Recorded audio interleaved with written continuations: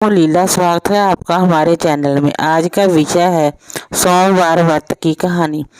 एक दिन भगवान शिव पार्वती जी से बोले कि मैं दुनिया का खेल देखने के लिए जा रहा हूँ। शिवजी भोलेनाथ जी की बात सुनकर पार्वती जी बोले शिवजी भोलेनाथ जी की बात सुनकर माँ पार्वती जी ने कहा, मैं भी आपके साथ चलूंगी। भगवान शिवजी बोले, रास्ता बहुत लंबा है, रास्ते में चलते चलते आपको भूख प्यास लगेगी तो कहीं ज्यादा धूप होगी जो आप सहन नहीं कर पाओगे और थक जाओगे। लेकिन पार्वती जी माने ही नहीं और साथ चलने की जिद कर ली। दोनों नादिया पर बैठकर पृथ्वी लोक घूमने के लिए निकले। कई लोग दोनों को देखकर हंसने लगे, एक दूसरे से कहने लगे, ये कैसे पति पत्नी है जो बेचारे नादिया पर बैठकर इस पर सारा बोझ लाद दिया है। तो शिवजी भोलेनाथ जी उतर गए और पैदल चलने लगे। लोग ये देखकर फिर हंसने लगे कि देखो ये बाबा तो पैदल चल रहे हैं और इस जवान औरत को नादिया पर बैठा रखा है। फिर थोड़ा आगे चलने के बाद भगवान शिवजी भोलेनाथ जी नादिया पर बैठे और मैया पार्वती जी पैदल चलने लगे। तो भी लोग देखकर हंसने लगे कि देखो जब पुरुष तो नादिया पर बैठा है और बेचारी औरत को पैदल चला रहे हैं। भगवान शिवजी भोलेनाथ जी से मैया पार्वती जी कहने लगी कि जहाँ मृत्यु लोक में कैसे लोग हैं जो पैदल चले तो भी हंसे और चढ़े तो भी। भोलेनाथ जी हंसे और बोले, थोड़ा आगे चलो। थोड़ी दूर जाने के बाद शिवजी भोलेनाथ जी एक जगह पर घास का तकिया लगाकर सो गए। औरतें कहने लगी कि जय रावण जोगी तो है लेकिन तकिया के बिना नहीं सो सकता है। औरतें चली गई। तब शिवजी भोलेनाथ जी ने तकिया निकाल दिया। थोड़ी देर से औरतें वापस आई तो कहने लगी कि इस रावण को कितना गुस्सा आया है जो हमारे बोलने से ही तकिया निकाल दिया। जय कहकर औरतें आगे चली गई तो शिवजी भोलेनाथ जी ने पार्वती जी से कहा कि दुनिया का खेल देख लो, दुनिया को कहीं भी आराम नहीं है, चलो अब हम कैलाश पर्वत चलते हैं। पार्वती जी ने कहा, मुझे प्यास लगी है। शिवजी भोलेनाथ जी बोले, हमने आपको मना किया था, पहले ही कहा था कि आप मेरे साथ मत चलो, लेकिन आप माने नहीं। परंतु पार्वती जी वहीं बैठ गए और कहा कि मुझे तो पानी पिलाना ही पड़ेगा। तब शिवजी ने जटा खोलकर गंगा निकाली।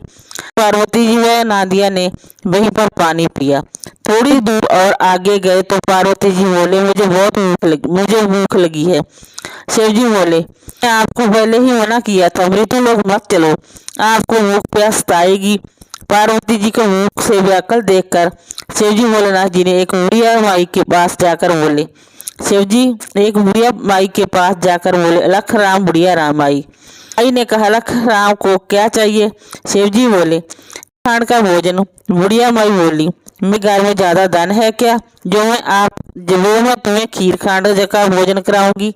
बुढ़िया नाराज हो गई। शिव पार्वती आगे निकले। दूसरे घर जाकर शिवजी बोले, माई अलखराम। बुढ़िया माई ने पूछा, अलखराम क्या चाहिए? शिवजी बोले कि खीर खांड का भोजन। बुढ़िया बोली, आओ महाराज बैठो, मैं आती हूँ। शिवजी ने पूछा, माई कहाँ जाओगी?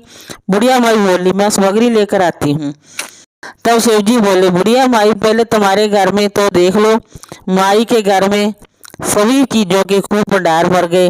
बुढ़िया माई ने खीर खांड के भोजन बनाए हुए 2 थाल शिवजी पार्वती जी के पास से और एक नादिया के लिए परोसा। शिवजी बोले, 3 थाल और परोसो माई, एक तुम्हारा, एक तुम्हारे बेटे का और एक तुम्हारी बहू का। बुढ़िया माई बोली, मेरा बेटा बहू कहाँ है? शिवजी बोले, पीछे मुड़कर तो देखो। माई ने देखा तो 16 वर्ष का बेटा व बहू गठ जोड़े से खड़े हैं। बुढ़िया माई ने बहुत आश्चर्य और शिवजी पार्वती जी को नाम किया, वह सभी ने भोजन कर लिया। शिवजी पार्वती जी कैलाश की ओर चले और बुढ़िया माई सभी को प्रसाद बांटने लगी। मैं पहली बार बुढ़िया माई के पास भी गई। वह पूछने लगी कि आज आपके जहाँ गया था। उसने सारी बात बता दी।